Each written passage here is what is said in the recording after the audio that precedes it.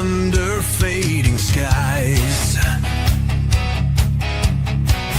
Tattered flags waving dreams in our eyes. The crowds roar like a storm on the wind.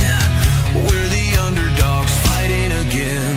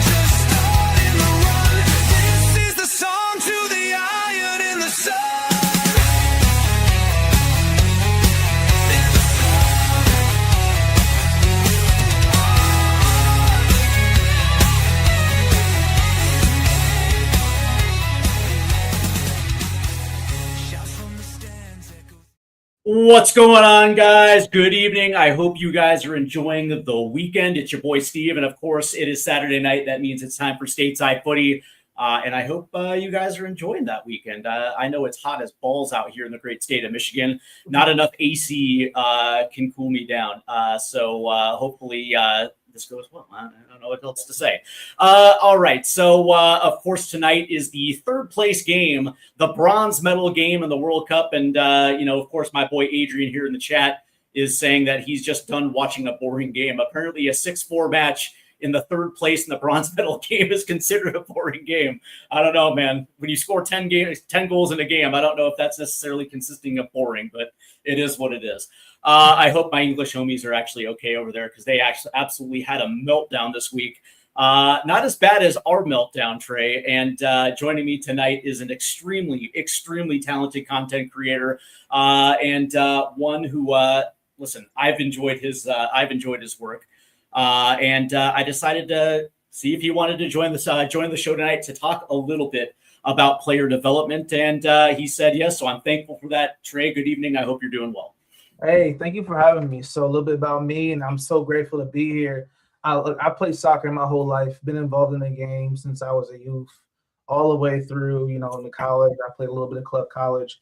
Obviously I played on a select travel team. My brother played on a select travel team.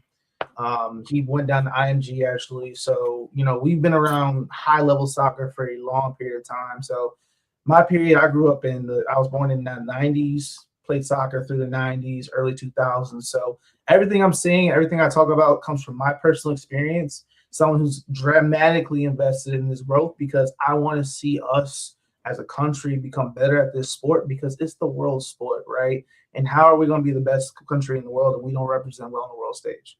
So I'm really excited about this conversation. I have some ideas of how we can get better going forward, and hopefully we can make this work together. So it's fair to say that you came up in the Project 2010 era back in the late 90s where the U.S. Soccer went down to the IMG Academy, set up their, I guess you can say, the residency program. Obviously, some big names came out of that residency program that represented this team throughout some of our best World Cup runs. So, so I would probably assume that you were quite familiar with what U.S. Soccer was trying to accomplish back in the day versus what they're trying to actually accomplish these days. Back when we ran the ODP circuit around the whole world, trying to develop the youth for the Olympic development program. Yep, I'm familiar with all of that.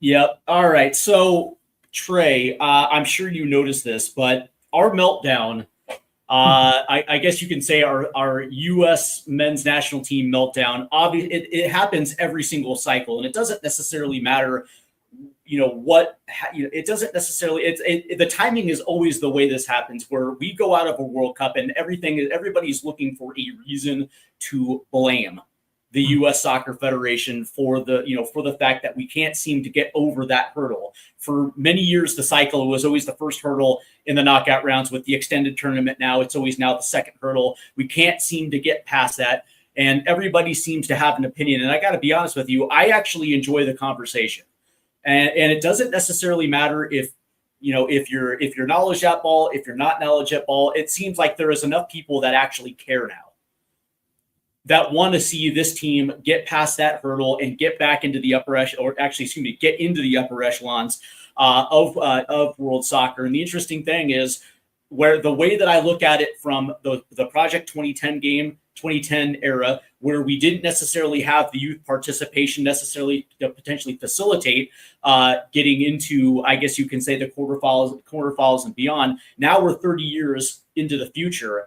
And the sport of soccer now has a 7.6 participation rating now among youth children. That's boys and girls, and it's actually higher now than football, American football. So to me, that tells me that soccer is actually popular in this country, and kids are playing it to the point where, when you start looking at our current system and our current landscape, and you see the free academies of Major League Soccer, you see the USL academies, you see what US Soccer is trying to accomplish. I don't know, man. It looks to me that we're actually getting kids to the point where they're going into the professional ranks. It's even crazier because, and this is a crazy stat, and if you don't believe me, I encourage you to go look it up. Yeah. It's the third most watched sport in America. Yeah. Higher than NHL, higher than baseball. It's football, basketball, soccer. It's right there. Yeah. And the problem is, and people, look, I've had this conversation all up and down the timeline where like, well, America is just not interested in soccer. No, it's false. Nope. It's categorically false. The third highest, most participated sport, higher than football, and the third most watched. The issue we're not seeing is the translation, right? So what I mean by that is this, and there's so many different ways to attack this, but let's start with this, the pathways, right? Let's say, I'm going to use Lamine Yamal for an example. You're Lamine Yamal as a kid, as a youth. Your parents don't come up with a lot of means, but you're incredibly athletic, and you fall in love with this sport, right? The difference between what he can do, where he's from, and where we're from, in America, if you go down the path that he came down, and let's say you don't have any ties to any other country outside of the United States of America, you're royally screwed. And you're royally screwed because you got one of two pathways. If you're super talented, you get into the MLS academies, right? Now, mind you, you still got to make sure your food and lodging is taken care of. It's not like you're getting a paycheck to take care of your parents, this, that, and the third, unless you get signed up to the upper team. But that's just part one, right? Part two is then making the pros and then making pro money. Because here's the other thing. The pros in the MLS are so underpaid relatively to the other leagues around the world. Like, I want to say that I just saw something in La Liga. One of the teams in La Liga has a $126 million payroll. Do you know what the salary cap is for the MLS teams? $6.4 million this season. Exactly. That's not included. That's excluding DP salaries. But right. Yeah, it's 6.4, and the average net spend on a Major League Soccer team per year this year, I think I read this just actually yesterday, that it was between $22 and $26 million per year. That's on average what a Major League Soccer team spends. Yeah. Right. So this is what you guys are spending, right? Yeah. On top of that, if we look at the top leagues, the top clubs within the league, let's go use Inter Miami, for instance. They pull in about $125 million in revenue. They are ranked within the top 20 in net value around the world. In fact, if you look right above Inter Miami, it's Inter Milan and AC Milan, who pull in anywhere from $400 to $600 million in revenue and have way, way higher player roles. Mm-hmm. Yeah. Well, I mean, or if you just go south of the border to Mexico, where the top three teams spend over $100 million a year just on player wage, not player wages, but incomings. And so, their net spend for the roster is well over $100 million. And when you look at the average Liga MX team, they're spending anywhere between $46 and $55 million on average. And that's, and people wonder why we can't win the CONCACAF Champions League. No, 100%, 100%. It's one of those things, man, where when you see it, it's hard to unsee it. When you see it, it's hard to unsee it. And so I wrote an article because I did some deep dive. Something about this World Cup spurred something into me that I had to figure out, why is this the case? So I dive deep into what's going on within our leagues, understanding the youth system, understanding why the closed system is what it is. Because I've been arguing for pro and rec forever, but of course I didn't know why until you do the research. Come to find out, this system is so hell-bent on creating financial wealth for the investors into the league who buy in for almost $500 million, secure their asset, and basically growing their asset. And sure, they're invested in player development, but player development is not the revenue driver that we see around the world. Sure. But here's and we're going to get, all right, well, let's just throw the baby out with the bathwater and let's just go ahead and get into it. Because what I will say is that now you mentioned something that, soccer is the third most watched sport in the United States. And of course, MLS is like the third most watched league in this country. And I always ask the question, why do you care? As long as people are watching soccer, why do you we all recognize that the EPL is the most watched league in the world. Yeah. I don't have a problem with it being the most watched league in the United States because it's actually a tremendous league. Mm-hmm. I remember a time where nobody was watching Major League Soccer. Back in the dark ages, pre-Beckham, nobody was watching Major League Soccer. And it was the lowest on the totem pole, and it's actually climbed to the point where now it's the third. And I think it's EPL, Liga MX, Major League Soccer. Yeah. And you in the 30 year, people have to understand, Major League Soccer is only 31 years old. It is an infant when it comes to clubs and teams around the world. That the way that I look at Major League Soccer is a league without an identity still. What do they want to be? Do they want to be a U.S. soccer factory where it develops young kids and then moves them on to Europe? Or do you want to be the league that pushes for short-term revenue by bringing in these aging stars, your Antoine Griezmann, your Messi's, your Robert Lewandowski's, right? Your short-term pop in order to get fans interested in your teams. And by the way, that never works. That always fades and it never necessarily works. But what I am also seeing are your Julian Halls, your Audrey Mametis, your Xavier Gozos, your Diego Lunas, that Nico Sarkaris kid from San Jose. And it's that's proof is in concept where Major League Soccer is also is currently, maybe it's not at a high level, not where I would like to see it, but the proof in concept is there where you start seeing some of the best stars are actually U22s that are about to make their echelon into the national team. They're one step below. In this cycle, most of these kids will be getting their first caps. Yeah.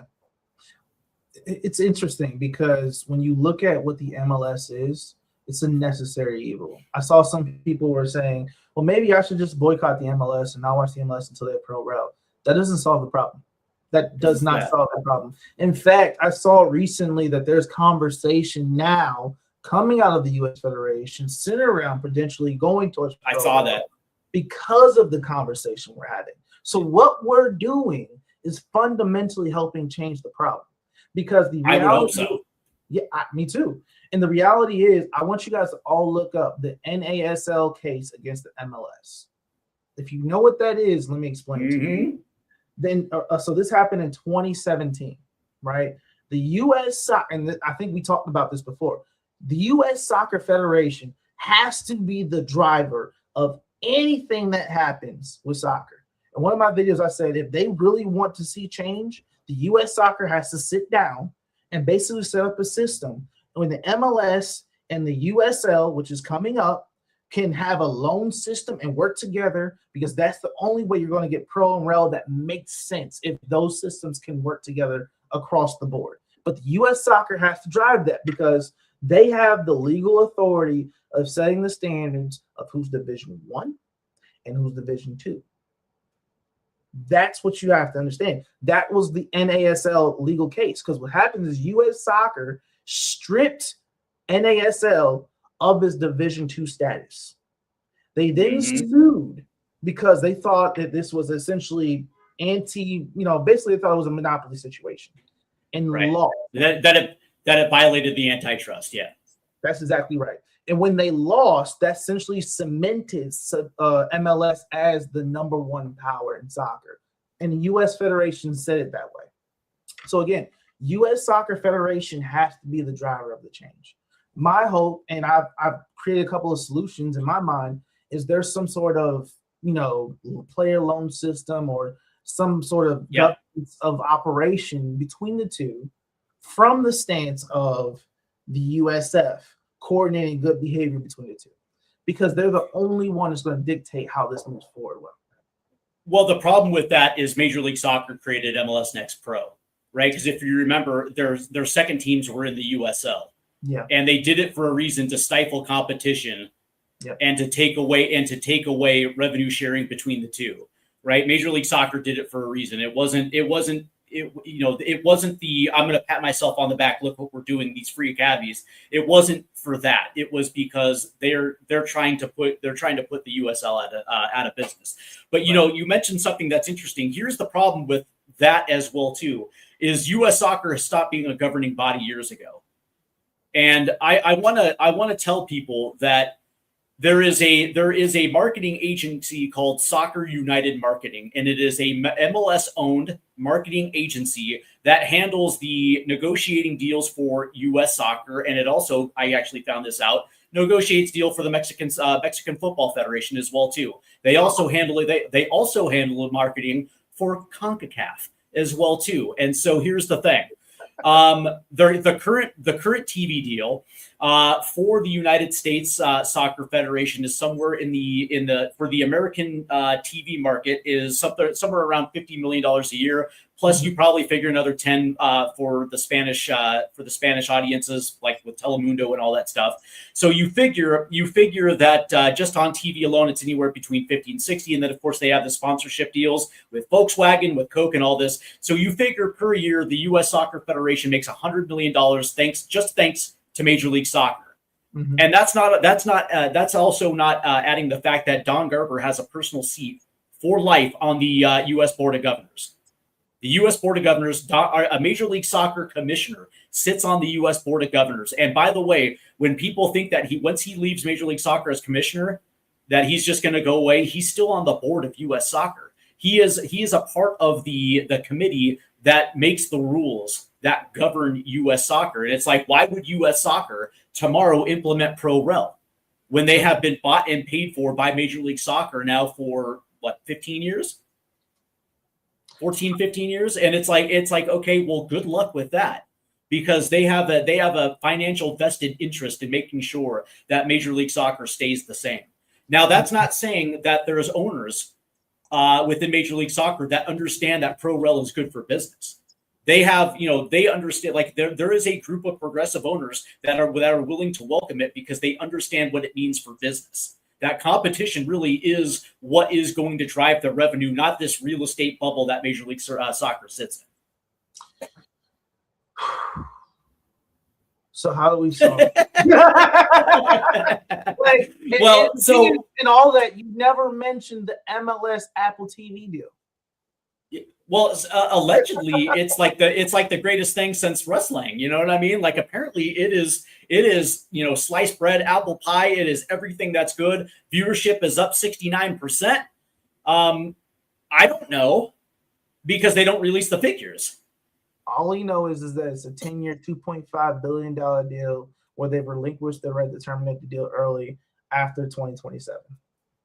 Yeah, they just renegotiated it because it looks like they want to shorten the deal. And I think what they were trying to do is trying to buoy the U.S. men's national team and the support post-World Cup 2026 to renegotiate to get back on Fox, ESPN, so they can actually get a TV deal that they feel is relatively, that they're absolutely worthy of. But I don't know, man. I don't necessarily see that one coming down the pipe, but I don't see it coming down the pipe. But the interesting thing about Pro Rel, and I have to say this, Trey, and I've been consistent saying this, that it's not a magic wand. Like you can't, like US Soccer can say, okay, here's what we're going to do tomorrow. Here's Pro Rel. We're going to give the people what they want. The problem with this is the coordination and the implementation in Pro Rel. The biggest problem is not Major League Soccer. They have the infrastructure in place. They have soccer-specific stadiums, some beautiful ones around the countries. They have world-class training grounds to the point where they can facilitate free academies. Congratulations, you've done a great job. Yeah. That's not the issue. It is Division II USL all the way down. And the fact that it is underfunded, underinvested to the point where, like, I think only like 2 or 3 actually have what I would consider soccer-specific stadiums, or they're playing in multi-use stadiums that high school football teams will play on, or D3 college football teams will play on. Most of them are playing in minor league baseball parks around the country. Mm-hmm. And most of these teams, especially in D2 and D4, don't meet the minimum requirement for promotion because they can't meet the 15,000 seat requirement for D1. Yeah. On top of the fact they're ground sharing training grounds and the academies that they do have, I think there's 200 USL teams and 130 of them have academies that they are pay to play, but they're at, compared to some of these travel club teams, USL only charges anywhere between 500 to 2,000 so for a season, and that is actually insanely cheaper than you will find with travel club teams and things like that. But I mean, look up the MLS Next programs that are not tied to actual. Yeah. We were talking about $10,000 to $15,000. So. There's a team that's coming in MLS Next Pro. I think it's like Knoxville 1 or it's like some Tennessee club, and they're not affiliated to any Major League Soccer team. I was actually looking at their website. And to get into the U9s or whatever, it's something crazy, like $15,000. It's something insane. But the interesting thing though is that when I look around the landscape of this, I do see 30 free MLS academies. I also see another 130. I see another 130 academies throughout the ranks of the USL spread across the country. And I would probably assume that every team has scouts or a team of scouts, not only for their area, but also for their region. And that's on top of US soccer scouts, US soccer cross-checkers. And to me, I look at this as, if you're good, you will be found. Like the days we were talking about Clint Dempsey before we got onto this podcast, and like the things that he had to go to just to be noticed. And he had to go to college to do it. Mm-hmm. Back in the day. Now that was we a little know bit of what a different... college soccer is. Yeah. It's a great deal, Yeah, but this was prior to the academy system, right? So that was still the path. It was through high school through high school and college, or if you were lucky enough, if you're playing for a select travel team, maybe you got that opportunity to go to Europe and you got to bypass Major League Soccer if you were like really super good. I think Landon Donovan was one of those kids back in the late 90s, right? So but he still had to use the national team as a vehicle to be seen by Bayer Leverkusen. But the thing about this is I keep hearing the words like it should be open to everybody, that there should be equality and all these cute buzzwords. And I'm like, listen, let me ask you a question. Who predominantly plays soccer? And this is an uncomfortable question to ask. No, it really is. You're asking a question that's very valid. Who plays soccer? Who plays soccer in this country versus who plays football and basketball? Middle American white people. That's exactly right. It's white people and Latin American people that play soccer. Yeah. And depending on where you are, you will see more or less of every dynamic. And it's so, as a black man that grew up in the Midwest, it was very, very common for me to be the only person on the field that looked like me. Yeah. Everywhere I went. Rec, club, select, travel, high school, everywhere I went. Now, I will say it changed a little bit as I got older in the higher levels, but it's very, very common for it to be that way. And this is where we have to have the conversation of why.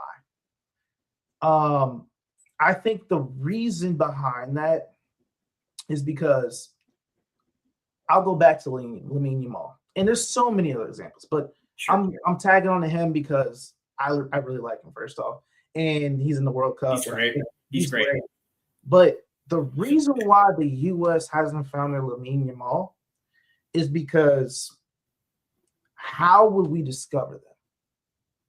Because if their parents are, if you know the story of Lamine Yamal, having their rent paid by their friend Lamine and the other friend Yamal in order to basically get their whole system set up for the children, they're not going to push their kids into soccer.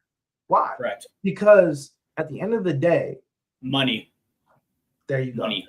Right? Because the National Football League now has guaranteed contracts. The NBA, even as a rookie, you're making $30 million a year.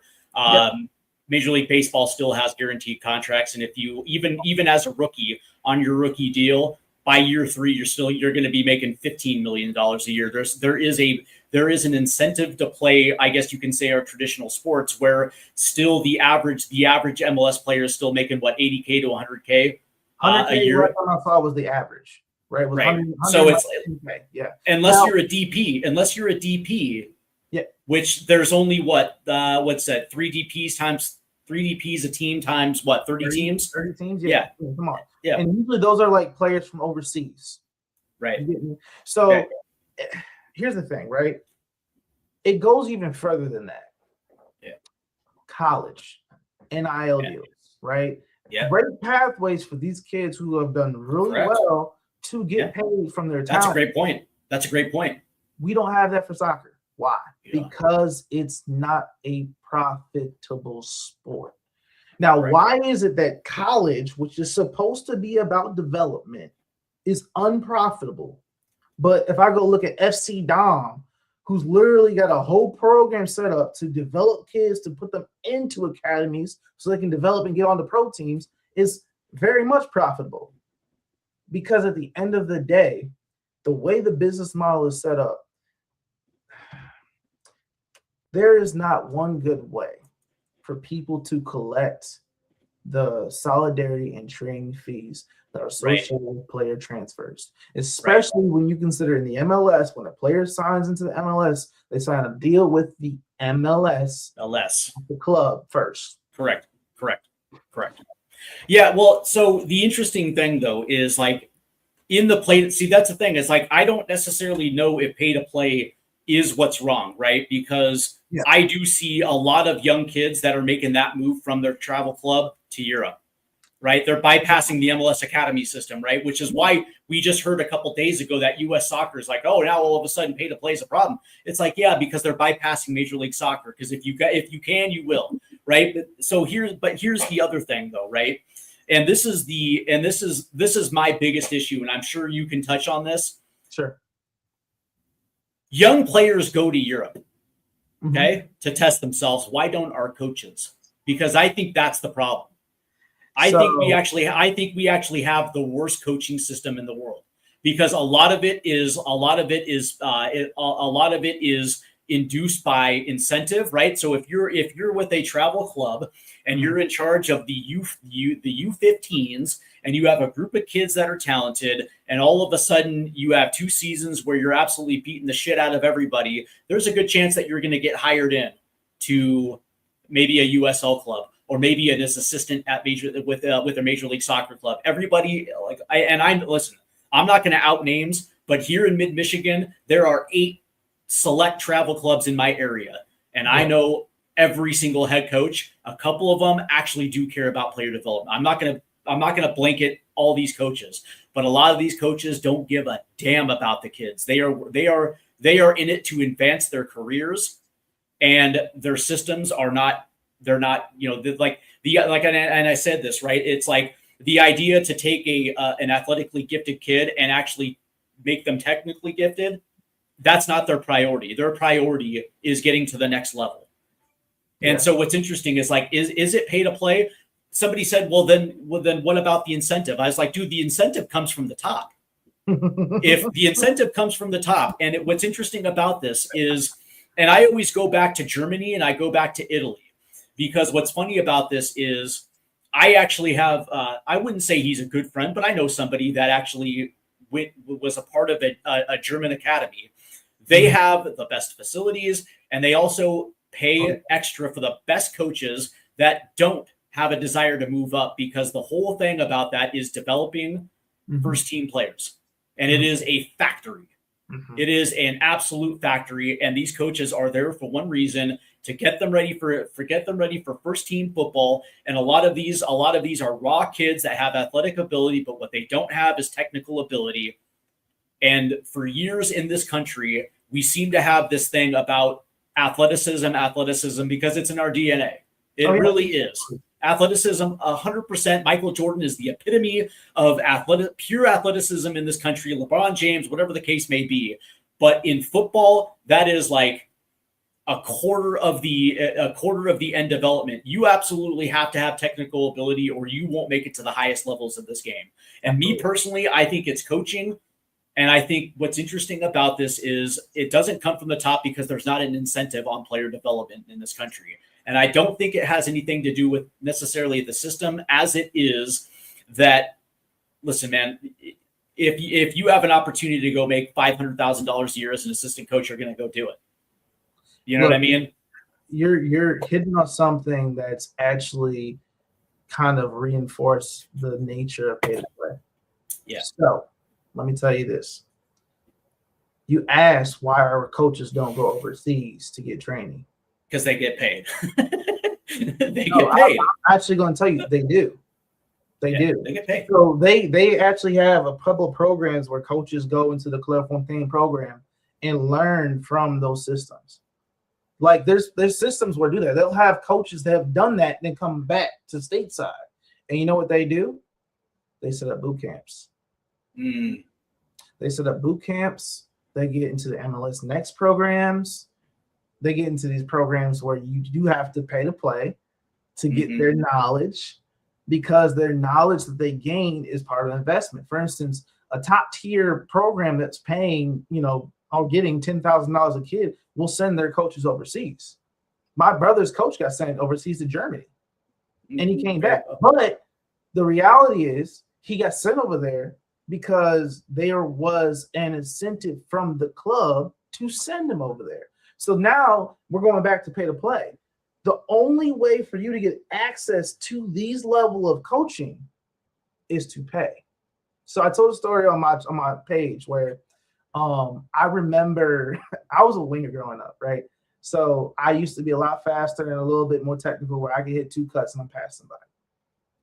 So I used to play on the right wing. When I got my left leg a little bit better, I played on the left wing so I could cut in. I remember vividly the day I learned how to do a Cruyff, because when I was taught like as a kid, 10, 11, get down to the corner as fast as possible, hit the corner. You know what I mean? Turn your hips, hit the cross and from the corner.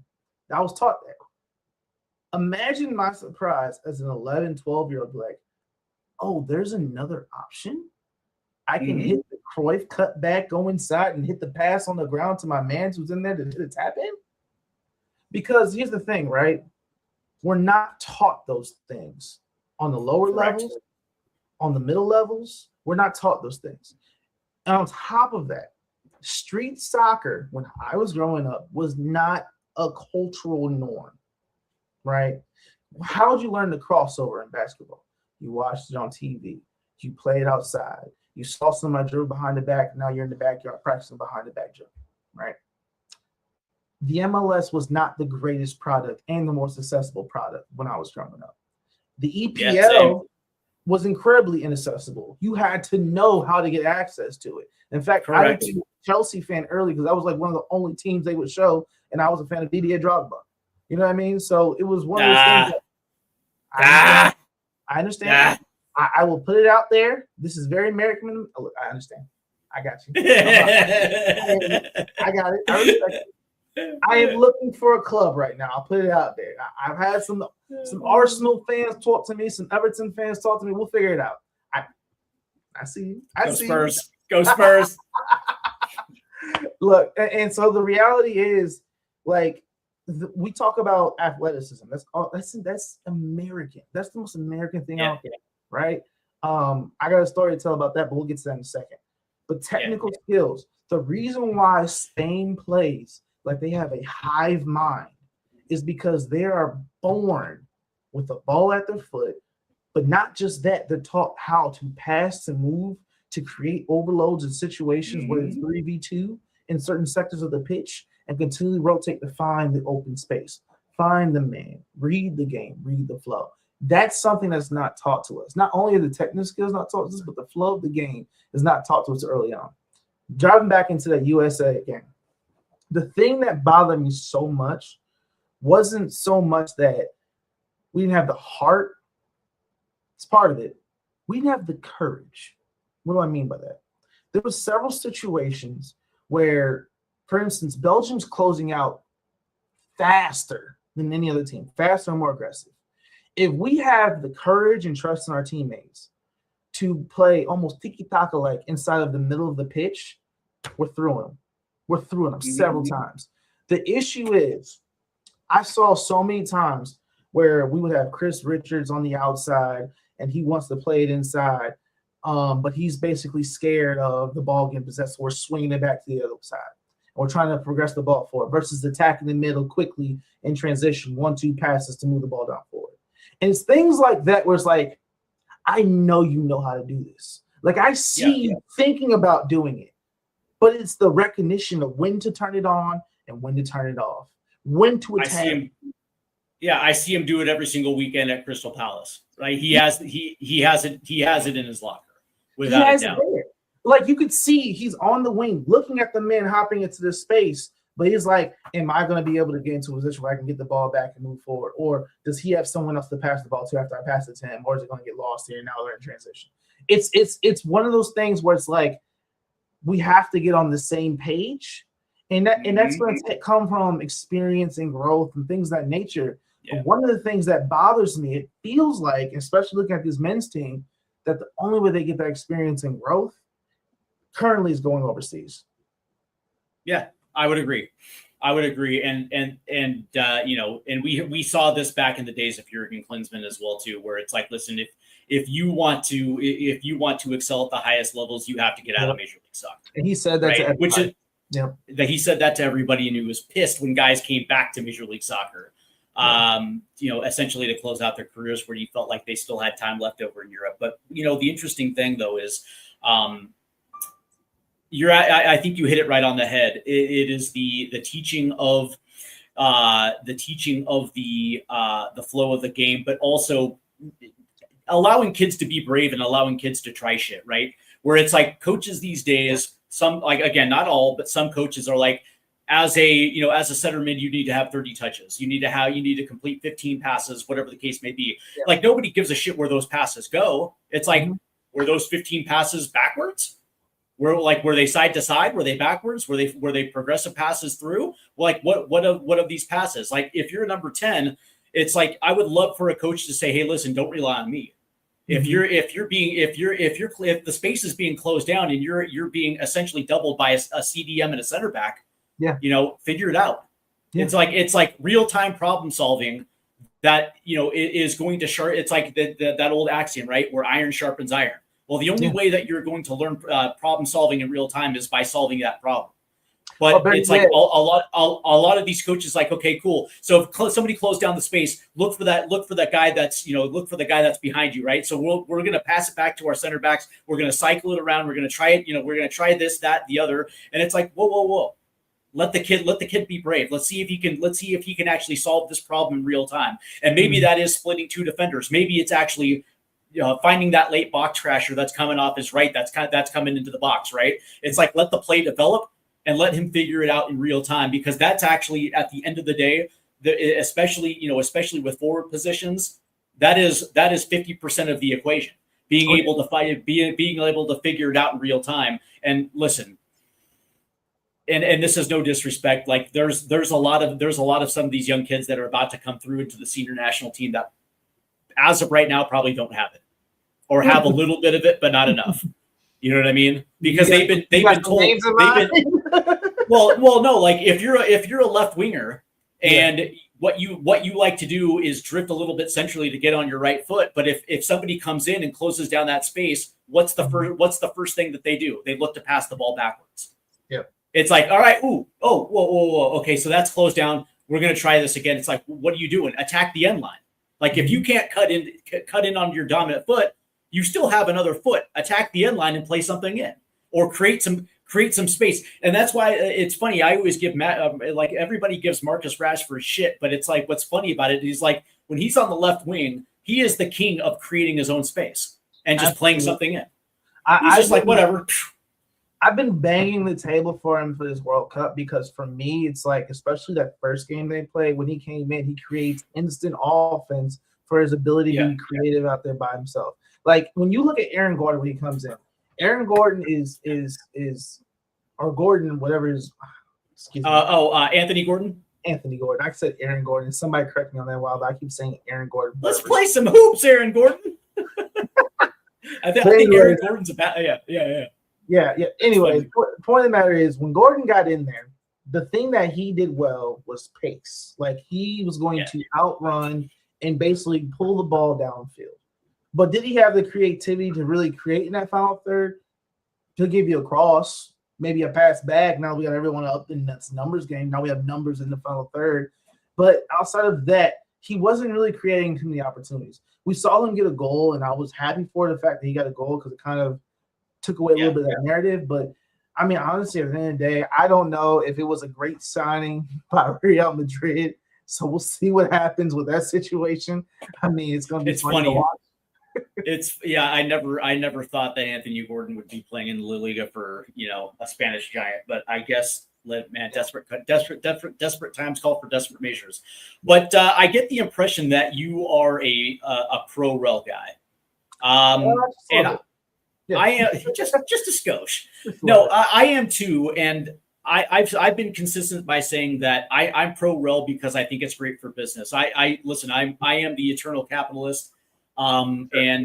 Listen, what's good for U.S. soccer is actually allowing teams to compete with each other and allowing that organic drama. It's going to be good for television. It's going to be good for commercial revenue. It's going to be good for every team's bottom line. And then, of course, the relegation battles at the bottom of the divisions, the promotional battles that are going on in the lower divisions. And it would systematically change the face of U.S. soccer. And I said early in this show, the biggest problem is that we won't see the benefits of pro rel for at least a decade, because you have teams that literally would turn down promotion because they can't afford it. They can't afford to move up and then consolidate at the next division because their commercial revenue doesn't even allow them to be able to buy that price of player. Or you would see a lot of yo-yo teams, and they would go back down on purpose because they can't afford it. Again, we talked about the stadium, the stadium and the seating requirements that U.S. soccer has, and a lot of these teams don't meet it, let alone being able to have the infrastructure in place where they can change their pay-to-play academies to free academies. Now, what I do like about it is if the pyramid opens, then the game becomes regionalized, and at that stage, pay for play. Yes, it shrinks a little bit, because when you actually have semi-pro clubs that have the ability to become pro clubs, amateur clubs to semi-pro, and then all of a sudden you would see a lot of investment in the lower divisions to the point where those clubs that probably couldn't have academies all of a sudden do have academies in the areas of the country where maybe there might not be a lot of scouts in and out of that area. And so for me, the bigger picture is like, it would be great for U.S. soccer. It would be great for player development, because eventually once you get to that period of time where you're getting investment, it's going to turn around the lower divisions. But again, like, we're not going to see it for a decade, probably two. That's the reality of it. I'm gonna tell you something that would actually probably accelerate U.S. soccer faster than pro rel, and it's actually not that hard to implement. You ready? Yeah, go ahead. Abolish the super draft. Ooh, abolish the super draft. Abolish the super draft. All right. What happens now? Lay it on me. Lay it on me. The best academies that we have in America can now sell players. And that would be the universities. The universities. Now they have the right to not just sell players in the MLS, but outside the MLS as well. And all of those fees from training and solidarity, developing and selling players, guess what that funds? NIL deals. Yeah. And when that funds NIL deals, now little Timmy and little Johnny who's enjoying soccer, but their parents is like, but there's not really money in soccer. They see an NIL deal for, I'm just throwing a name of it, Kevin Sullivan, who got paid $10 million, exaggerating, to go to Penn State. Yeah. In his home state. Now there's money. Now there's a pathway. Now more people are playing. Now more academies open up because they can get solidarity and training fees as well. If you take out the super draft, just that alone creates a whole shift in the dynamic where now we have to open up academies, because if I'm in the MLS and I want to be able to get the best talent, the young talent, as cheap as possible, the best way to do it, grow it. That's it. That's how it's done around the world. Because check this out, right? The thing about all U.S. sports, the draft system creates a socialist structure. Why is it that the Cleveland Browns and the Charlotte Hornets can have the same access and first pick access to the best talent pools in America in that sport? Why? Because of the socialist structure of them sucking so bad that they get first pick. Now, if you really believe in capitalism, you really believe in that, kill the draft. I do. Kill the super draft. And now everyone is forced to develop talent, because if you don't, you cannot compete. You cannot be at the top of the league without going to find the talent somewhere. And I'll tell you, if you abolish the super draft and colleges get the signing from either U.S. Federation or wherever, that they have the ability to not only just sign players, but, transfer and sell players, which, by the way, quiet as kept, I think this system worked for college football too, but that's another story from that time. You then create a situation where these colleges can fund NIL deals for young up-and-coming soccer players. I like it.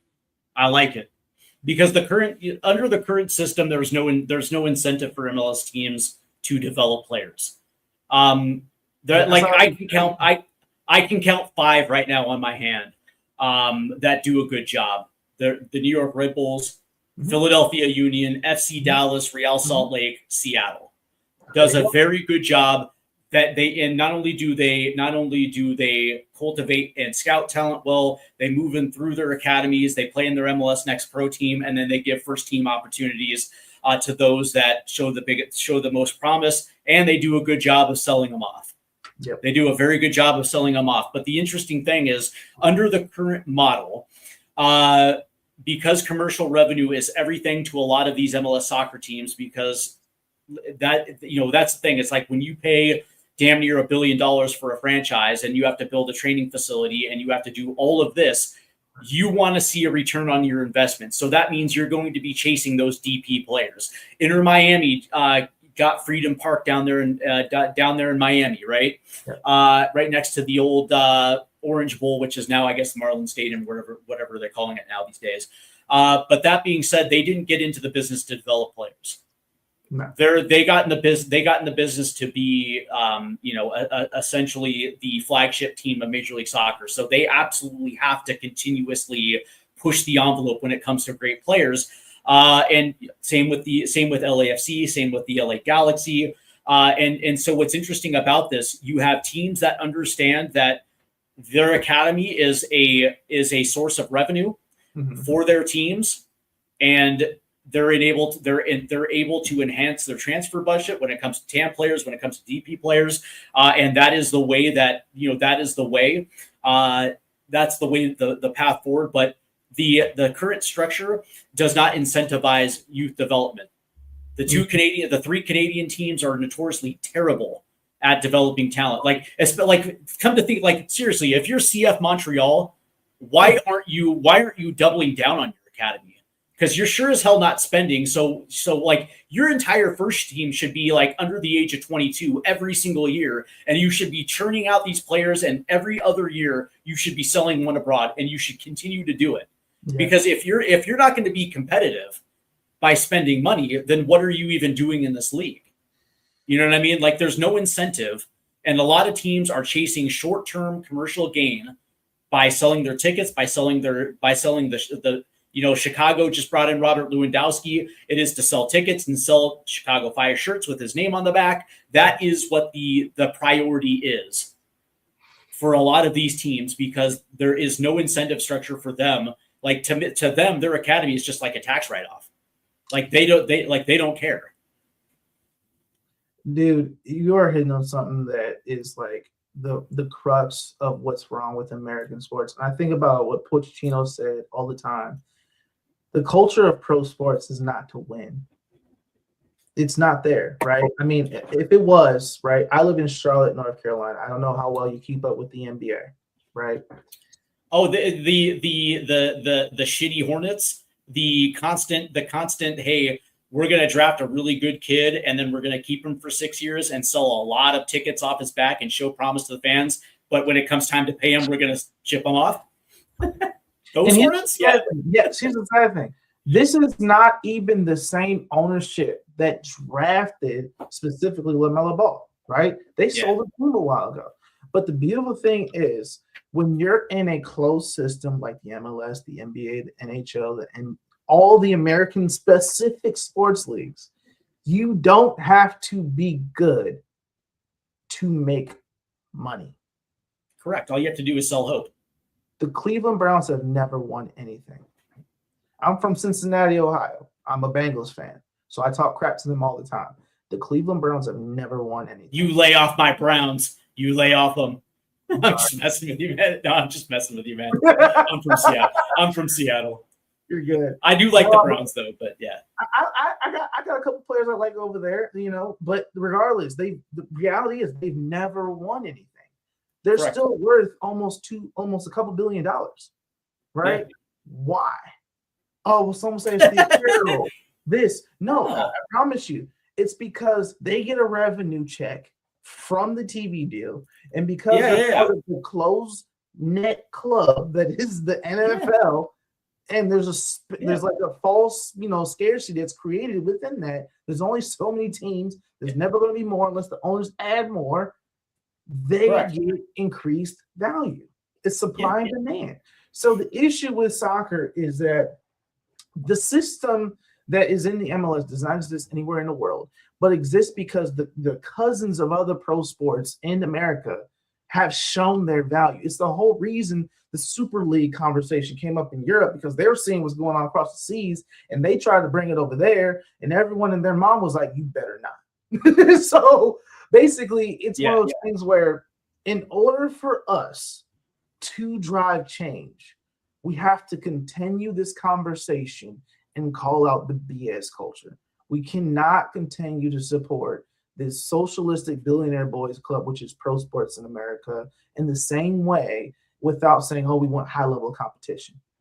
You know what I mean? So that's why the Hornets are selling off LaMelo Ball. That's why Montreal is not investing in player development like they should be, but they're still getting away with it. Why? Because at the end of the day, their valuations are still going up. Oh yeah. The interesting thing is my Seattle Seahawks that have traditionally been shitty throughout their lineage. They have a couple Super Bowl championships, but historically have been terrible. They just got sold for $9 billion. The Seattle Seahawks got sold for $9 billion to a dude that is going to strong arm the city for a new stadium. And by the way, he's going to get it. He's going to get it. Oh yeah, you know what I mean? Yeah, he's going to get it. It's going to happen.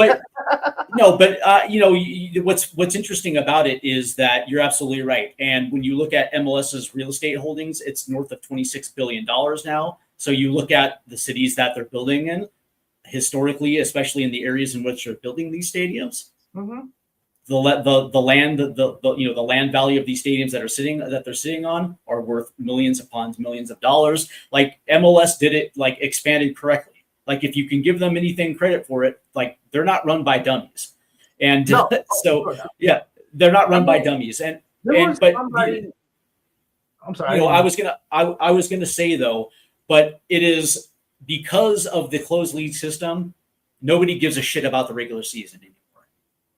Right? And it's not just that sport; it's NBA too. And the thing that's funny about this, Major League Baseball, the only sport in this country where people care about the regular season is the NFL because they only play 18 games, and they have to. Yeah. Mind you, and that's the thing, right? So I forgot who posted it, but there was someone who posted a great kind of matrix that showed the different level of ownership within these teams and how it stretches across other teams and other sports groups. Prime example, different sport. The team that owns Cleveland Browns also owns the Milwaukee Bucks. Yep. You know what I mean? Yep. And that's a common theme across American sports. So it's like, how do we deal with this when these guys all have the same method of thinking? And then you tell them, hey, well, there's a European system that's going to help make your team more competitive. And they're like, well, now you're messing with my valuations. I don't want that. You know what I mean? Yeah. So this is why it's not something like the MLS is a necessary evil. We need them because it helps create a better stage. They will never drive promotion relegation. That has not unless they're forced. Not unless they're forced. That's right. It. And that's why I'm hopeful for the USL, because at least on a small scale, they're going to try it. And one of the things that this is great because, you know, Billy Beane, and I'm sure you know who Billy Beane is. He was Mr. Moneyball back in the day. Yes, sir. And he would say, like, listen, if we try to compete with the Yankees in here, we're going to lose to the Yankees out there. Yep. And for years, USL was trying to compete with Major League Soccer for investment, trying to offer the same closed league, and it just didn't work because, number one, they didn't have a D1 sanction. Yeah. And so you're essentially investing into the minor leagues, and in some areas it worked, in other areas it didn't, and teams folded. It just was what it was. And so they decided to pivot, and they're going to try ProRel with inside the USL, and if it works, they're going to try to open up the pyramid behind them because they're going to have a new D1, they'll have a D2, and they'll have a D3. And it's going to stay within those three first. Yeah. And if it's successful, they're going to open it up. And that, that in itself, and what's interesting about this is now that we're in this post-World Cup afterglow, it's kind of interesting looking on Twitter and seeing how many people are showing up at USL pitches. Like it's interesting. Do you know how many tweets I've seen from people from watching the Pittsburgh Riverhounds? And by the way, they have like one of the coolest stadiums ever. It's literally right on the Allegheny. It's like one of the sexiest it's one of the sexiest little soccer pitches. Dude, it's awesome. Where the Pittsburgh Riverhounds play, man. It makes me kind of want to go out there and watch a game. You know, I live out here in Detroit. I live right outside, about an hour north of Detroit. Yeah, and so.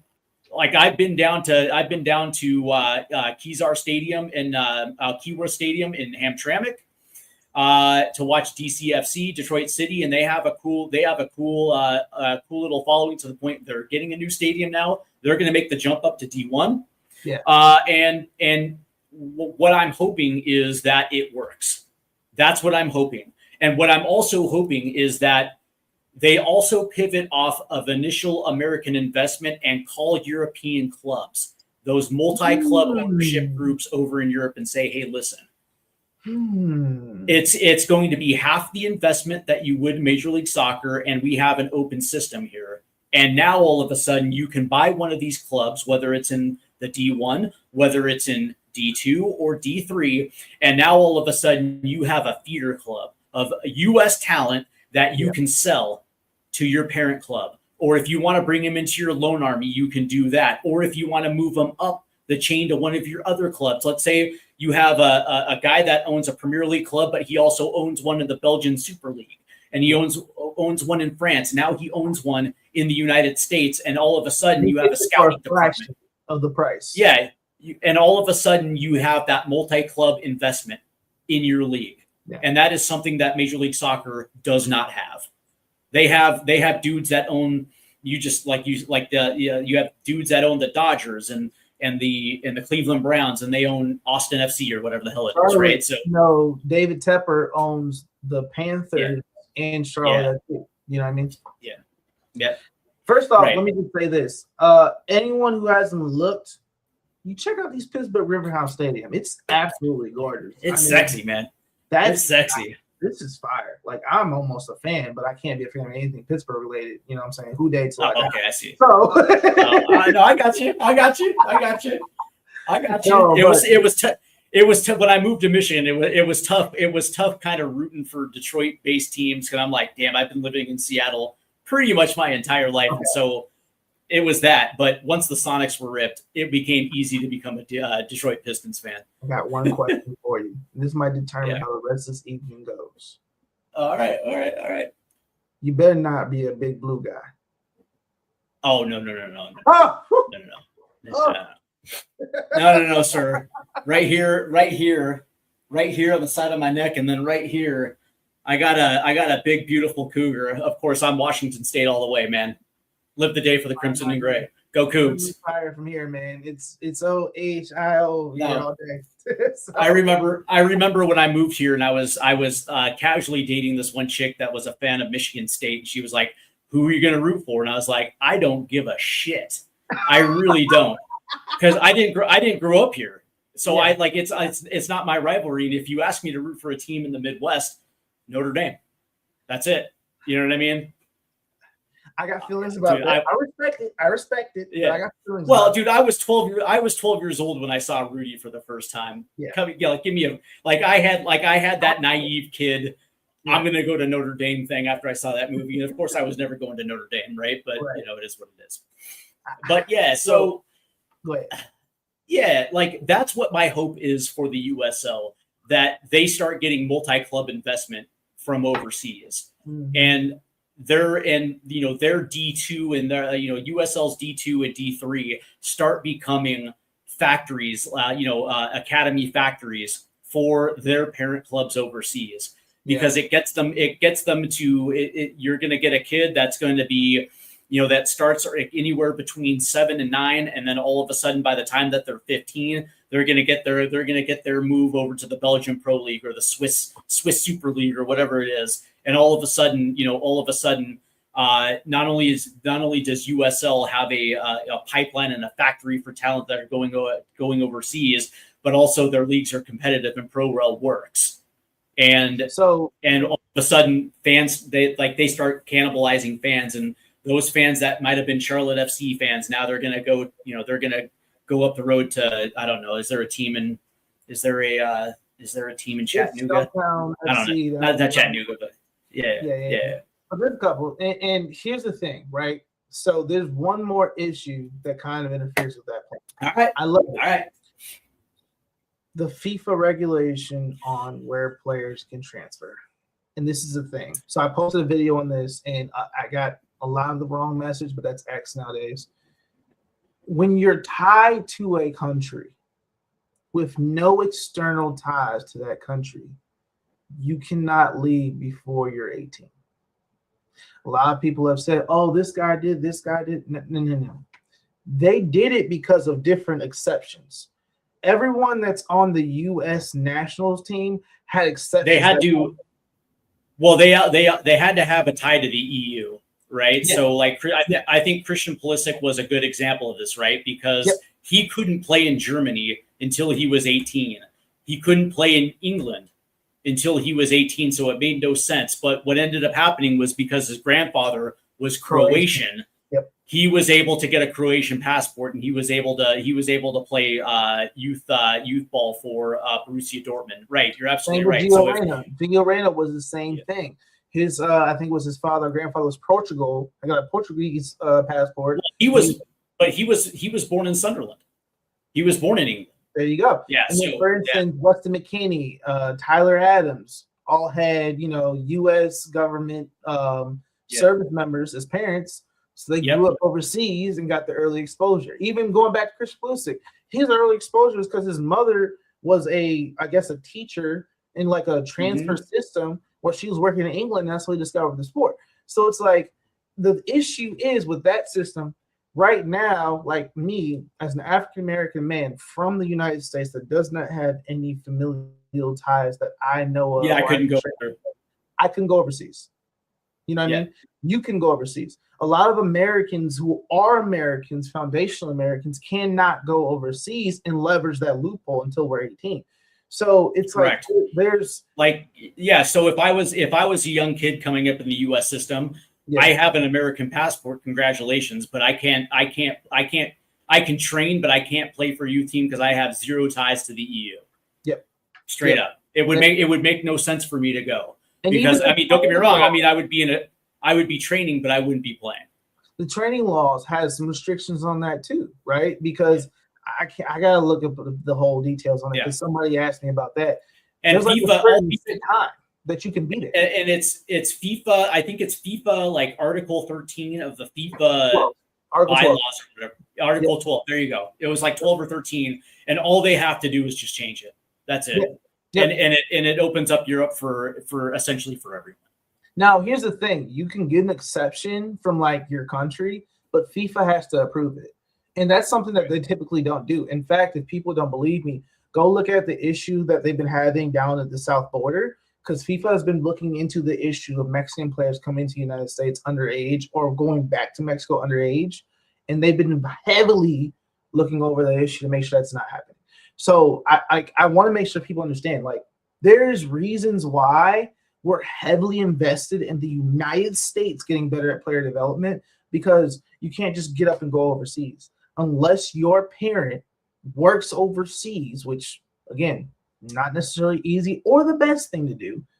You can't just get into a United States, another country situation and start training over there. That's not a loophole. We have to get better at home first.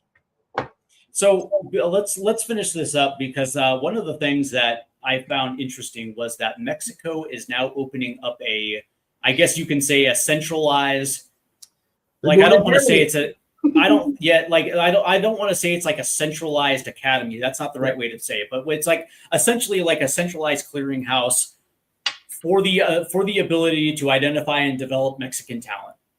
Okay. Mm-hmm. The funny thing is they had ProRel for years and they had no problem developing generational talent, prior to them closing down their league, which I find actually funny. But Norway has a system, and I'm a big fan of what Germany does as well too. The Netherlands also has a very good job of doing this as well too. But Norway, obviously for the obvious reasons, because they were the darlings of this upcoming World Cup. The interesting thing is that they have a centralized, I guess you can say, an academy where if you are a young kid, and by the way, this academy is where coaches have to go to get their licensing, and they have over 100 coaches at any given time at this, I guess you can say, at this academy. So it's not just an academy for players, it's also an academy for coaches as well too. And they are developing a lot of good coaches as well. And when you look at the Norwegian league, you can understand that the quality has risen far and above and faster than Major League Soccer. But the interesting thing is they actually have, it's not necessarily a pay-to-play system, but for Americans, it would be, if you're an 8-year-old kid and you want to play football, you have to play for one of your local clubs. Okay. And you can only play for this local club until you're 15. And at the age of 15, you go into the national team system. Mm-hmm. And you spend a year at the national teams level, and you're playing international at that age as well too. Mm-hmm. And that is, once you turn 16, then you're eligible to be, I guess you can say, move to a professional club. It's how Martin Odegaard was identified. That's how Erling Haaland went to Molde in Norway. But it's an interesting age. It's an interesting age where they're able to get into the national team program at 15, where they've already gone through puberty. They've already had their physical developments, but they also know that they love the sport and they're going to make this their professional career. And they're not eligible to go into a professional academy, essentially before the age of 15. And so by that standpoint, they're already committed to the sport. Mm-hmm. And if they don't like the sport, I mean, there's a reason why Norway is kind of killing it in the Olympics now, because if football's not your thing, then track and field's your thing, or swimming's your thing, whatever the case may be. Or if you're a skier, whatever the case may be. And Mexico's trying to do this now. And I find it interesting because I'm sure you've been at some of these select tournaments where you've seen Mexican scouts in U.S. tournaments. And I always found this kind of funny because once they closed down Liga MX, you saw a lot of Mexican scouts north of the border, because there's a huge contingent of Mexican American talent, right? And they're looking at it like, why would I spend money? Like Liga MX teams are looking at, like, why would I spend money on my academy when I can bring in a 15-year-old Mexican American that's already been in the academy system for 4 years already. They're already half trained. Yep. I can bring him into my first team, and he can play in cup matches or whatever the case may be. And he's now going to be training with the first team for like a year or two, and then he's going to actually be a full-fledged member of the. Like, that's what Mexico has been doing now. Part and parcel, it's the fact that this Mexican roster that's at this last World Cup and over the last 5 years has been some of the worst Mexican rosters I've ever seen, like in 30 years. But they have been some of the worst. They have been some of the worst rosters. They have the best home field advantage, so it kind of mitigates itself a little bit because nobody can win at Estadio Azteca. Yeah. But let's be perfectly honest: this World Cup roster compared to '86, 94, 98, 2002, these rosters were trash. But it's funny that all they had to do is open up Pro Rel again in the Mexican leagues, and it solves all their problems. But they would rather keep it closed and then start this centralized, I guess you can say, academy to identify and develop talent because they haven't been scouting rural areas in Mexico because they closed down the leagues. It's like, me personally, I think it's kind of funny, and I think it might be just like too little too late for Mexico. I think Mexico's situation is spurred on by two things. Their best player was Colombian. So that's kind of a hit to the pride, right? Their best player was Colombian. I'm just saying, shout out to Julian, you know what I mean? Yeah, but I get it. The next biggest thing is their biggest, brightest star afterwards is a 16-year-old that came up in this program, Gilberto Mora, right? So Gilberto Mora from Tijuana is essentially one of these academy prospects where they're like, it can work, right? So now you get the 2000 academies opening up. You get the heightened scouting because, as we mentioned, with you being Mexican, it'll take nothing. Mexico say, hey, identify the high talent. Now they're giving you a passport from Mexico. Boom, you over to Mexico, no problem, right? So it's the added effect of it works, them seeing it works. Gilberto Mora getting a really great deal to transfer overseas, and now they're like, okay, we need more of that. So how do we get more of that? Let's go ahead and hit the talent hard to build up our pipeline and get back to the pride of Mexican soccer that we're used to, or Mexican football. So it's one of those things where America needs to see it. They need to see it. And I hope that the U.S. Soccer Federation, with all the banter they've come out with lately, understands the moment and they move forward to driving the change. Because there's a Lamine Yamal in the city of Philadelphia. You get me? There's a Gilberto Mora that's hiding somewhere in Chicago. There's a great Messi somewhere in this country. But for us to find that Messi, that Ronaldo, that Gilberto Mora, the Lamine Yamals, we have to develop that system that's going to enable us to give them a pathway to be who they are going to be for America. That was one of the things where I liked the U.S. Development Academy, the Project 2010, the residency, because they had at one point they had over 150 scouts and over 100 cross checkers for every single region in the country to identify them, to bring them into that academy. And at the time, I thought it was great. I thought it was a great thing that U.S. Soccer was doing. Yeah. So is this something where maybe you would like to see them bring that back, or even have regional centers around the country where you actually can pull in the best kids in those regions?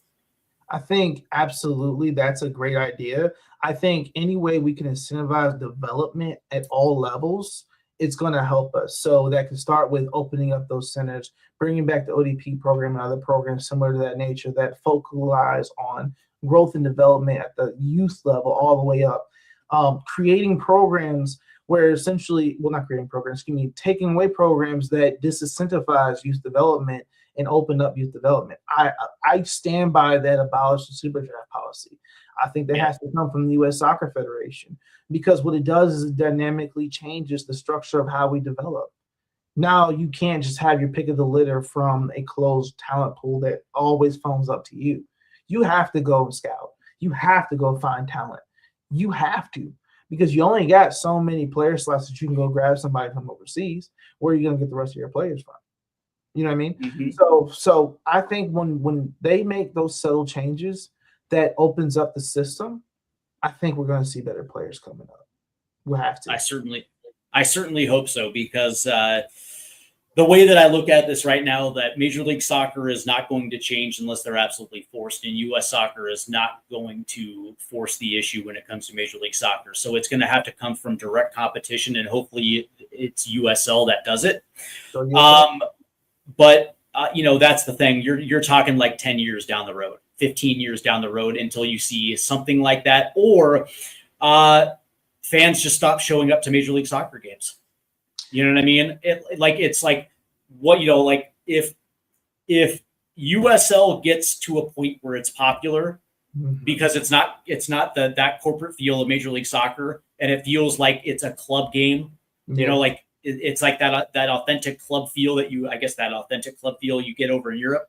Yeah. And then all of a sudden those fans start going over to USL.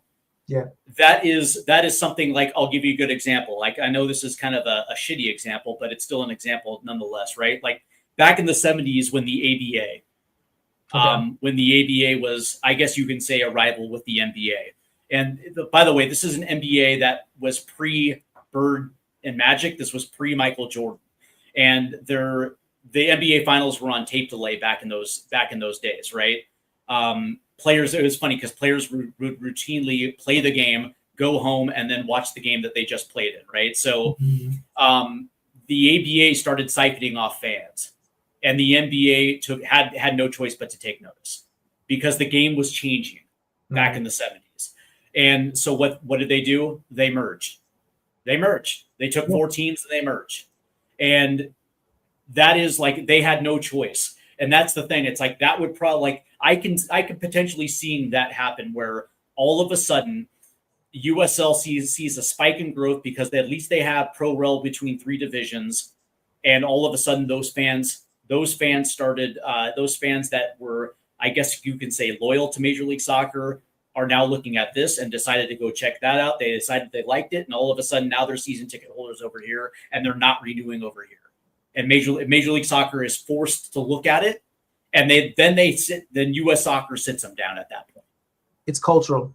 I'll say this right now. It starts with developing and building culture, right? Yeah. The biggest thing that's going to drive, because Major League Soccer fans, I know some Major League Soccer fans, depending on where you are in the world, right? Major League Soccer fans are very, very... They want to be European very bad. They want to be European, but they also want... They like... They're almost snobby. What do I mean? Yeah, they are. They like, well, I've been a fan for X amount of years and no one else. Or I travel for my team. Oh, dude, Sounder fans are the worst, man. Sounders fans are the worst, and they're gatekeepers, right? They don't like casual fans. Yeah, they want to feel like I am better because I've been invested longer. Yeah. You know what I mean? And I know this because I knew some Crew fans who were like this when I was in Ohio. Like it's like that everywhere, and it's obnoxious, right? That's not what sport is. You want to go ahead and be ingratiated into a culture. You want to be a part of where you're at and grow. That's what makes, I think, European soccer so special, right? There was a team that made it to the Premier League that was literally in the heart of this small little city that they had to go to. I can't remember their name off the top of my head, but like when I saw that, I'm like, this is why European soccer is so great, because you're in this small little town in England, and now you got Manchester United coming to play in your small town against your team. You know what I mean? Now, I don't think that's the best solution for it, but what I think is important is that, like, that's why the Open Cup was so important. Agreed. And you look at the Columbus Crew trying to imitate the Viking Row, and it looks so disgusting. Oh, dude. It's not a part of your lineage, right? Like, you're not Norway. No. You know, you're Columbus. Be Columbus. Be Columbus. Be the Crew. Find something that ties you to your culture and your city with your people. And that's not just the Crew fans. No, that's the people that are in your city. That's what I think they're missing And soccer is cultural. It is a cultural, heritage thing that ties people together in the actual cities and states. So if we don't, especially if the USO, if they get that right, if they get the culture aspect, the MLS super fans will come because it's all about getting the culture right. Well, I'll say this. Does it super well. I'll say this. Detroit does a good job of it. Detroit does a really good job of it. Indy does a good job of it. Lou City does a good job of it. Yeah. Even you're seeing it down at the USL2 level, Ballard FC, it's kind of funny. This little team that is in Seattle that plays in the USL2, they got it right. You know what I mean? And they actually have Sounders fans show up to root for Ballard FC. It's actually kind of wild. But yeah, I completely agree with you. And I was going to say, because I go out to London once a year. I take a pilgrimage to football Mecca out there. Of course, it's the Tottenham Hotspur Stadium, and I see the same Spurs supporters that I've been seeing that I talk with all the time, and they love it. And it's funny. They take a piss out of American fans because we call it soccer, even though it's their word. They like, it's funny. We call it soccer. About the word you gave me. You gave me this word. They don't care if Australia, New Zealand, South Africa, and Canada call it soccer, but they have a problem with me. Like, I don't understand. Anyway, but they like the fact that Tottenham is a global brand now, and they have fans that are willing to come to London to see them because the bigger the supporters, that means more money back into the club, and there might be a possibility we actually might spend finally and become, we actually might challenge the big boys in the Premier League. And what's great about it is I've never been treated rudely by Spurs supporters at all. But when I go back to Seattle, I deal with douchebag supporters out there that are political. Let's call them what they are. They're political activists now. And it's like, listen, man, I'm here to watch the game because I love it. I'm not here to get into a cause. Like, seriously. Yeah. Like I'm here because I like the team. So let me watch it. Yeah. And it's like, oh, okay. You're one of those guys. It's like, what? I'm here to watch the same thing you're here to watch. Here's the thing. Yeah. I think and by the way, that's what turned me off of becoming a supporter for that team. Like they had an opportunity back in 2015, 2016. I was thinking about doing it. And it was because I ran into two like really shitty gatekeeper Sounder fans. And I was like, you know what? I pass. Yeah. It's not worth it. It's not worth it. I'm not paying money for this. It's not. Like the thing that people miss is that the world sucks. That's not culture. It's not culture. The world sucks sometimes. The one thing that we all can agree that we can have that escapes is sport. We love our teams, our tribes, whatever they are, and they should be bringing us together versus driving us apart. And we have that happening in every single sport. I mean, don't get me wrong. I'm not from Charlotte, but I was a fan of LaMelo Ball, and I had Hornets fans that are mad at me for being a LaMelo Ball fan. Excuse me, sir. I was never rooting for your franchise either way. So, you know what I mean? Like, it's one of those things. We hear support Con Knipple, not LaMelo Ball. Well, I'll take my Pumas and go on to Minnesota. Like, whoop-de-doo. You know what I mean? Like, it is what it is. Like, funny. It's funny. Like, it's funny. No, you're right. You're right. You're 100% right. We miss it because of the way we are. Like, that's what, getting back to our conversation, Pro and Rel solves that. It solves that because now I don't give a flying crap about who this player is. Can he keep me in League One? Like, that's what we're at. But let me ask you a question. Like, what do you do in the interim until we actually see the benefits of Pro Rel, right? Because I firmly believe that in the first 5 years, you're going to see teams yo-yo. You're going to see teams deny, like say, you know what? Yeah, we won promotion, but we can't afford it. Yeah. You know what I mean? So if there's another team that wants our spot to go up, they're going to do that. You know what I mean? Like how do you solve that in the interim, right? Like is it a matter of making sure that the solidarity payments go all the way down, not just 2 or 3 levels, but all the way down? Is there going to be parachute payments for those teams that are relegated? You know what I mean? Because all of that is going to be based on television revenue. You know what I So mean? there's So like, a what do couple- you do? Like, what do you do in the interim where it's like, okay, cool, because like for instance, like in the championship, I think the EFL gets 18 to 20% of the revenue that gets kicked down all the way to EFL League Two, and I think it's like 10 million for the championship, 5 million for League One, and like 2 million for League Two. You know what I and mean? then Like, there's is it? payment for certain clubs as Yeah, well too. yeah. You know what I mean? I think that it has to be something along that nature. I think that first and foremost, when we talk about solidarity payments, like that needs to become a driver for a lot of people's business. I think of West Ham United, which has one of the top academies in England, is also in League Two now because they got regulated. But at the end of the day, They're in the their championship. Yeah. Yep, Championship. exactly. Right. So their whole league system revenue is based on getting quality players through the academies, selling those players, and letting those quality players drive them up into obviously the Premier One league and letting those players shine so they can sell those players and create a revenue stream of more players coming in and out the door to pay for the next generation players, pay for the actual club, as well as getting some other revenue from other sources, right? Like the issue is we don't have, in my opinion, a good registration system that enables players to actually be, traced back to the club they came from. I think of the situation with DeAndre Yedlin. I think of the situation because I believe Major League Soccer does not participate in the it's the essentially the system of solidarity payments. It's called something, I'm forgetting what it's called. TMS system. The FIFA TMS and Major League. Go ahead. Major League Soccer does not participate in that, right? Because it was you mentioned DeAndre Yedlin because he came from a travel club in Seattle, and when he moved on to the Sounders, and then when he was sold to Tottenham, that team was like, "Hey, where's our cut?" And said the Sounders like, "Oh, we don't participate, so I don't know what you're talking about." Yeah, and the thing is, that's not supposed to be dictated by them.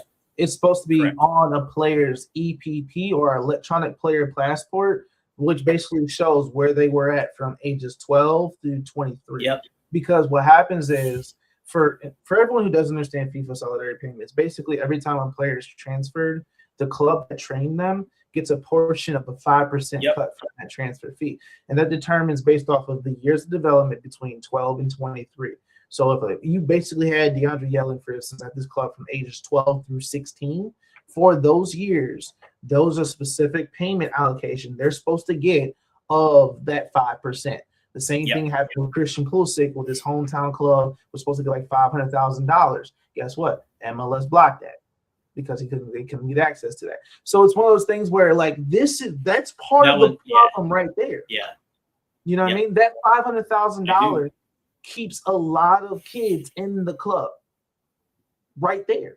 So it's like when you think about how we open this up, one of the things we need to have is a single registration program for all kids playing travel, club, anything above rec. There needs to be a single registration program in the United States that basically allows you to create a record of the clubs you've been at. And who's to say that 500K wouldn't have gone to creating scholarships when it goes up and down the chain from their U8 to their U15s, right? So it's like, you know what I mean? Like not only does it help facilitate and fund the academy, but it also especially in the structure of pay to play, it opens up scholarships for kids that actually can't afford those type of travel clubs. And that was actually, I remember that I was going to say I remember that, and I thought it was a shitty thing that Major League Soccer did because I think it was like a Hershey, Pennsylvania club. Yeah, it was. Yes, and it shielded them from getting access to that funding. And the other thing is that if you open that system up, one of the things that I think is going to happen, just because of nature, and it will happen, like you said, it's going to take time. But one of the things that I think can happen that would be really amazing is that the youth academies that they're looking at, they're going to be all over the place. And they're going to be through things that we already have everywhere in the United States of America, and that's universities. Because I do. Go ahead. Sorry. No, you're good. The universities basically have immediate pipeline where they could set up, recruit players, bring them into the system, and if you demolish the super draft, you enable them to also sell those players either to the MLS or overseas. It's literally a whole pipeline where every time they sell a player from, let's say, UNC Charlotte sells a player, right? They sell them to Charlotte FC.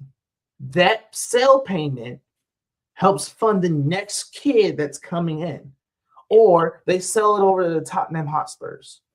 That payment funds the next group. Even if they leave the Charlotte system and they go to like an MLS system, but then they leave, collecting that solidarity payment from UNC Charlotte helps fund the next NIL deal or payment system for the next player that comes in. And that's something I think that needs to change immediately. That would be a very positive change, and you're right. It's something that can happen tomorrow, and I don't think it affects Major League Soccer's bottom line at all. No, I don't see that happening at all. As a matter of fact, I think that would be. I actually think that might be far more proactive than raising the cap. I've been a big proponent of raising the cap from a competition level. That would help, but from a player development, like that is something that you can do that I think most owners would agree with. Because by the way, a lot of these college players aren't playing in Major League Soccer. Some of them are, not all of them. They're actually matriculating down the chain. A lot of these guys are playing in the USL Championship, USL League One. That's how a lot of these teams are able to field teams, because there's a lot of college soccer players that need it at home. But I will say that with ProRel, pay to play will always be around. There's going to be enough clubs that have been around for 20 years already that are funded, and that if the pyramid opened tomorrow, a lot of them would disappear, but there would still be pay to play. The interesting thing about this, though, is the clubs, some of these clubs that would end up folding, a lot of those coaches would matriculate into the lower leagues. And what's interesting about this is, depending on the owner and depending on what the development is, or depending on what the development plan is, a lot of these coaches that would otherwise be looking to move up the chain would probably be forced into actually doing their fucking jobs, which is developing kids, because there's going to be a mandate on player development, especially at the lower leagues. So part and parcel of opening up the pyramid, you would actually see coaches doing their job because they'd be mandated to do it. And so in effect, it would actually improve coaching in the league. So before we take off, this is the last question that I want to ask you, and I'm curious to know how you feel. I think these next 4 years leading into 2030 are some of the most important 4 years. When you look at the players that are going to be aging out, when you look at the players that are probably not going to be a part of the next World Cup cycle, again, I think I've been vocal by saying that this has been the softest U.S. men's national team I've seen over the last 6 years. And when I look at the Julian Halls and the Audrey Mamettis and the Xavier Gozos that are coming through the pipe quick and they're going to be getting their first caps, what are you looking forward to in these next 4 years in the run up to not only to LA 28, Copa America 2028, and also World Cup 2030? So a couple different things. First thing I think I'm looking forward to is looking at what CONCACAF and CONMEBOL end up doing. Because I know you've probably seen the news about there possibly in some form of a merger. I think it is going to do us tremendous benefit to not have to fight against Jamaica and Panama or other small countries like Aruba, and actually playing against some of the powerhouses like Argentina, Colombia, Brazil on a regular basis. I think you're only as good as the iron that you play against. Iron is so real when it comes to competition. If we had to see like clubs from or any, just in general, any of the talent from South America regularly, I think that's going to be a benefit for us. So I'd like to see what happens with that, merger possibly happening.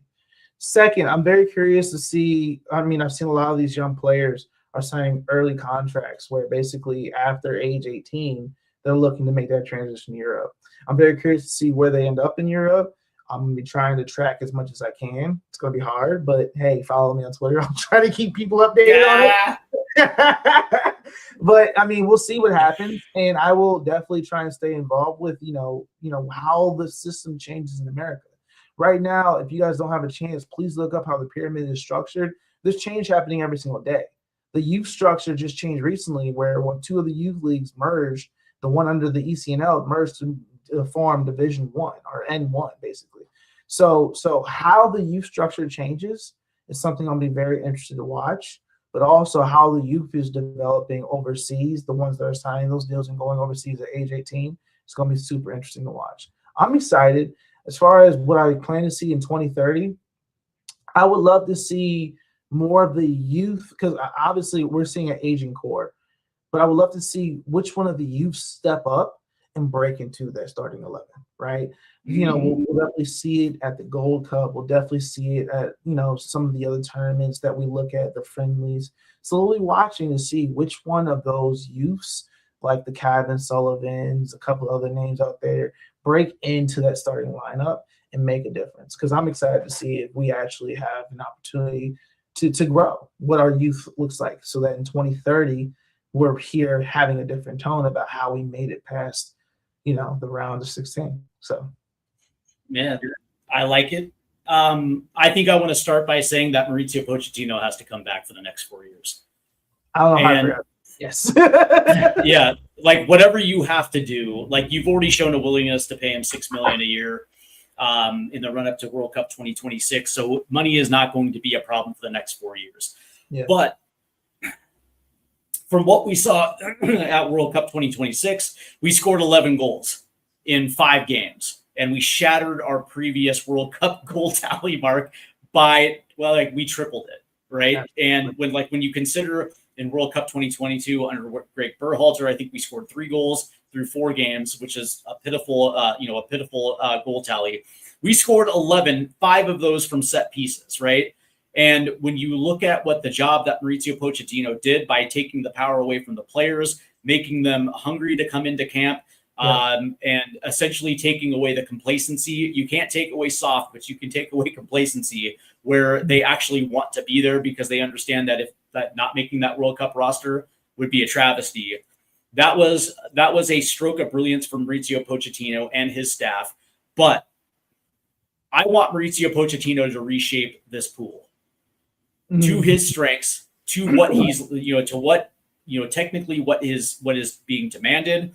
Because this was the best that I think I've ever seen the U.S. men's national team play. And that's including that nice little stretch between 2008 and 2011, where we did beat Spain and we had some very good results. I think because, I was going to say, are you there?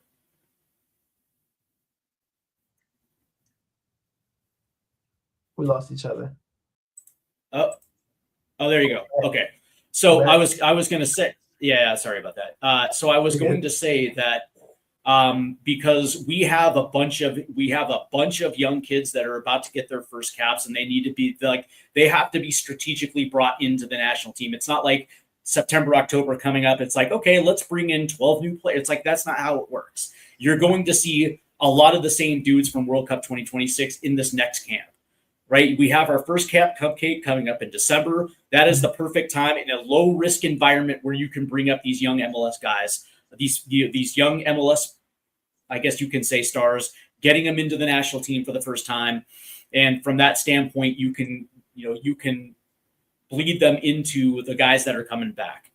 But that being said, you're absolutely right. That Common Bowl merger is huge, because one of the things I do want to see throughout this cycle is I want to see this team travel again. I want to see this team go to Europe and play European teams. I want to see this team go down to South America, because one of the things that I still give Jurgen Klinsmann a lot of credit is he took the show on the road. Like, he didn't care about television contracts. He was like, listen, we can strategically have windows where we play in Europe, and it's less travel on the European based players. And we're also going to have windows where it's going to be feasible to be here in the United States for domestic-based players. There's a way to balance it out. But if there is a merger between Common Bowl, then I want to go to Buenos Aires. I want to go to Rio de Janeiro. I want to go to Bogota, Colombia, and face those three giants in Common Bowl as well too. Because you're absolutely right. Being at home, like with this last cycle was devastating, because there was no World Cup qualifying. And we, like, in Mauricio Pochettino's tenure from October 2025, we only went on the road once, and that was to Mexico. Mm-hmm. And it does you absolutely no good playing Panama 5 times, or playing Jamaica 4 times, or playing St. Kitts and Grenadine, like games that don't mean shit. And by the way, the players that are coming in aren't getting up for these type of games. Not yet, no. But and the thing it's not. But if they know for a fact they got to go to Atlanta because their first game is down in Argentina, or they're meeting the national team in Europe because we're playing Germany there, you know what I mean? Like, they get up for that shit, or they're going to go to England to play England at Wembley. Like, right. they're gonna get up for that type of thing, and that was the biggest thing. There was so much complacency under Greg Berhalter that this team became soft. This team was so soft that it, like, the identity of the U.S. men's national team was lost. Yes. You know what I mean? Like, there's a reason why some of these former players were chirping at the national team, and it's because they didn't recognize the team that they suited up for. Like, there was like a level that you could not drop below, or you were not going to play, and your teammates were going to kick the shit out of you.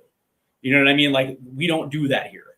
You know what I mean? Are you talking about a certain player? Whatever do you mean? Because I know you're not talking about Flo Valorant, who scores so many goals for the U.S. And no, you know what's? I see what he does. But by the way, our two best players, one is German and the other one is English. That's our 2 best players on the national team. One's German. Malik, shout out to you. Yeah. No, shout out to you. But yeah, no, but when we failed to qualify in 2017, the U.S. Soccer Federation, all those players, they pushed them all to the side, and I thought it was a mistake because there was still enough of those guys. Now, granted, it sucks. Yeah, we didn't qualify. It sucked. Yeah. But there were still guys that were in their mid-20s that could have played a huge part in World Cup 2022, at least carrying the identity over to a group of young players that don't know what U.S. soccer is about. Like Josie Altidore is 27 when we failed to qualify, and Greg Berhalter kicked him to the curb. You know what I mean? It's like that one hurts. That one hurts because at least for the fan of Josie's. But I just you could have kept him around for the first 2 years of the cycle before phasing him out. Yeah. You can say, hey, listen, the goal is like, you're still a part of the national team, and we need you because we have a young core. They're probably going to be the ones featuring at World Cup 2022, but we need you because, like, the identity of this team has to stay consistent. And they just said identifier. Yep. They just pushed them all to the side. Like, it was a shame that Michael Bradley, Clint Dempsey, Josie Altidore couldn't get a farewell. Their last game was there in Trinidad when we failed to qualify. You know what I mean? Like, it was a shame what U.S. soccer. Like, I still think that was one of the biggest travesties next to Landon Donovan in 2014, but that's a different story for a different day. Look, we have to do a whole nother show about the Greg Berhalter period of time, because that right there. I'm down. It probably set us back a good 5 to 20. By the way, I can do 2 shows on the Jurgen Klinsmann era. I can do 2 shows on the Bradley era. Shit, if you want to go back to Bora Milutinovic, if you want to go back to Bob Gansler in '88, I can go back. Like, my first game was the Trinidad game in 1989, November 18th, 1989, when Paul Caligiuri hit the $1 billion goal. That qualified us for Italia 90. Like, I remember watching Italia 90 when I was 10 years old on ESPN, and I thought that was the coolest shit ever. It's like, the U.S. team is in the World Cup. I was like, shit, we got our asses kicked, but I was like, still, that was awesome. Yeah. And I remember World Cup 94 like it was yesterday. Like, that was the best. That win over Colombia was the best. Single-handedly one of the greatest games I've ever seen. Dude, I remember Gold Cup 91 when we beat Mexico in the semifinals. I remember Copa America 95 when we beat Mexico in the quarterfinals. Like, dude, I go back. Like, I respect that. I this is my team. Yeah, this is my team. I have a vested interest in seeing this team. And what's funny, people think I'm hyperbolic when I say that this next crew of young U.S. internationals, youth internationals right now, that are going to play a big role in the Summer Olympics in 2028, because they're all going to be on the U23s. but they're going to be making their senior national team debuts in this cycle. I would probably say 5 or 6 of them are going to be on the 2030 squad. By 2034, there's a good chance that most of these kids are going to be a part of the team that makes up 2034. And I was like, we're going to be in a semifinal in one of those 2 World Cups. Like, I don't disagree with you. This is next level. Yeah, this is next level talent. If the U.S. Federation, and this is my closing statement, if the U.S. Soccer Federation is going to be full of courage and make the right changes, dictate the abolishment of the MLS Super Draft, promote the driver of player growth and development, keep a very focused eye on the development of these key players that we're going to see over the next few years. Like, even in my article, I think there's a possibility that I know that by 2038, we very much will be within the last 8, if not the last 4. I think it's there. But the key is what we do right now to invest for tomorrow. I agree. I agree with that as well too. And it's simple. It's simple tweaks.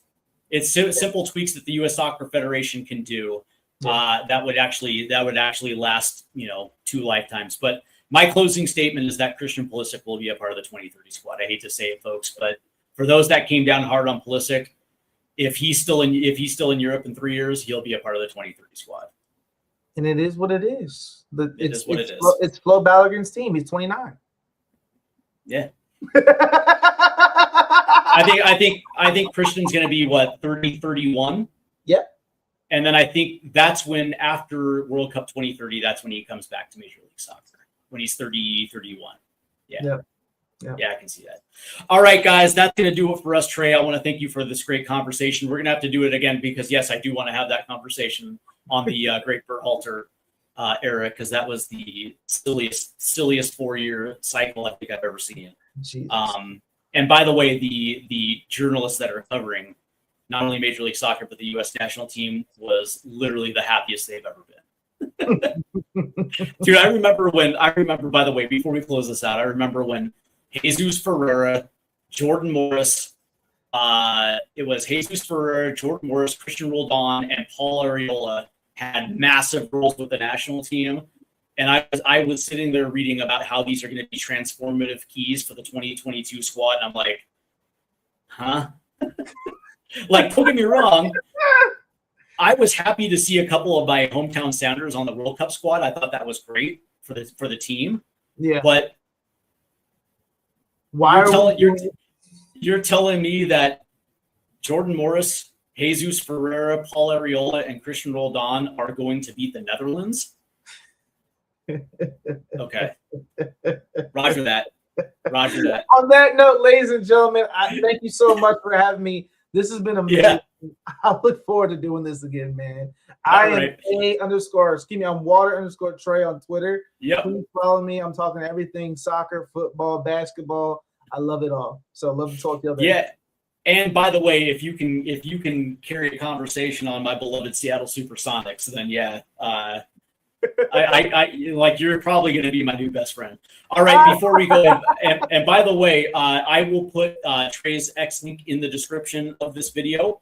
And remember, make sure you hit that like and subscribe button, and also hit the notification bell, because we are getting dangerously close to the 1,000 sub mark. So I want to hit that. I want to hit it and then eclipse it, and then continue on. All right, guys. You guys have a great Saturday night. Oh, by the way, tomorrow, World Cup final live stream, 3:00 Eastern. It will be here on Stateside Footy. It'll be Argentina versus Spain, and of course, the live stream will be here. By the way, what's your prediction? Ooh, 2-1 Spain. 2-1 Spain. 2-2 Spain in penalties. Yeah, 2-1 Spain, because they'll figure out a way to slow down Messi, and that's all Argentina has is Messi. Yep. We'll figure it out. We'll see. All right. This is Spain's world, and we're just a part of it. All right, guys. Take care. See ya.